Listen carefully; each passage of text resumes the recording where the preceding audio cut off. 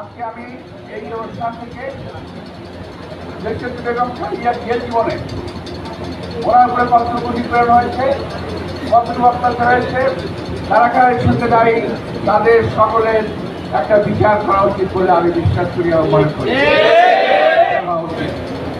যদি প্রয়োজন হয়, দেশনেত্রী বেগম খালেদা যখন জেলে ছিলেন তখন আমাদেরও দুর্ভাগ্য সৌভাগ্য, আমরা অনেকে জেলে গিয়েছিলাম, আমাদের সঙ্গে এখানে আসতে অনেকেই আমরা দেখেছি কারা কারা কারাগারে ওনাকে নির্যাতিত করতে নির্যাতন করেছেন, এটা আমরা দেখেছি। সর্বশেষ যখন ওনার সাথে দেখা হয় তখন এই কারাগার একবারে ফাঁকা হয়ে গেছিল, ক্যালেন্ডি চলে গেছে এবং এটা একটা পরিত্যক্ত একটা এলাকায় গিয়ে পরিচিত।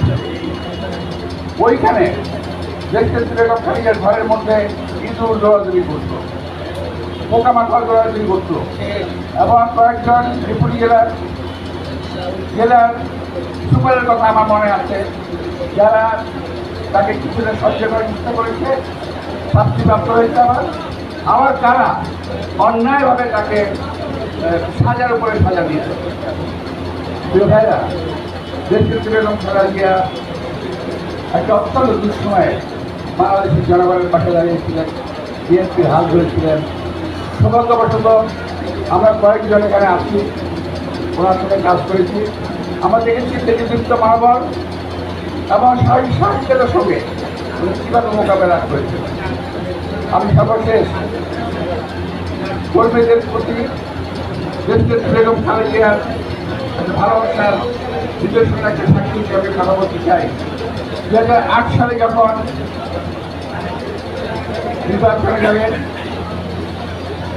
আমি আমার সহ আরো অনেকে জেনেছিলাম, আমরা ওনাকে একটা পত্র লিখেছিলাম যে আপনি দয়া করে নির্বাচনে যাবেন না। উনি আমাদেরকে প্রত্যুত্তর দিয়েছিলেন, সবাইকে বলে দিল যে আমি নির্বাচনে যাচ্ছি না। অজ্ঞাত কারণে এবং বিশেষ একটা রাজনৈতিক দলের চাপের কারণে ওই দিন তিনি নির্বাচনে যেতে বাধ্য হয়েছিলেন। আমি ওনাকে জিজ্ঞেস করেছিলাম, ম্যাডাম আপনি কেন নির্বাচনে গেলেন? বলে আমি নির্বাচন না যেতাম এই তোমাদেরকে বের করা সম্ভব হতো না। এই কথা ছিল ওনার স্পষ্ট উত্তর ছিল ওনার। যাতে আমি মনে করি কর্মীদের প্রতি ওনার যে স্নেহ, ওনার যে মমত্ববোধ, ওনার যে ভালোবাসা, এটা তিনি বলেছেন। রাজনৈতিক কারণ আরও আছে, এগুলো বললে এখন এই সময়ে ভালো হবে না। আপনি একটা সুবিধার মধ্যে দেশনেত্রী বেগম খালেদা জিয়ার যদি কোনো রাজনৈতিক কোনো সহযোগী আসে, আমি আবারও বলবো কী কারণে দেশনেত্রী বেগম খালেদা জিয়া সেই দিন নির্বাচনে যেতে বাধ্য হয়েছিলেন। এটা আজকে সময়ের দাবি, এই কথা জনগণের সামনে প্রকাশ করতে হবে।